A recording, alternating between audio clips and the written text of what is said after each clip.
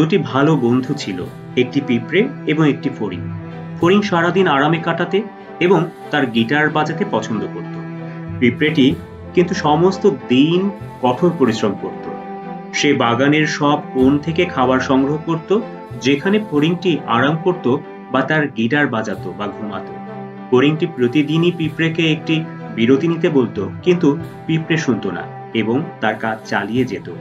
শীঘ্রই শীত এলো, দিন ও রাত ঠান্ডা হয়ে গেল এবং খুব কম প্রাণী বাইরে বেরোতো। ফড়িং কোনো খাবার পেত না এবং সব সময় ক্ষুধার্ত থাকত, কিন্তু পিঁপড়েটির কাছে সারা শীত নিরুদ্বেগে কাটানোর মতো যথেষ্ট পরিমাণে খাবার সঞ্চিত ছিল। গল্পের নীতি কথা: সময় ভালো থাকতে থাকতে কাজকর্ম গুছিয়ে নাও।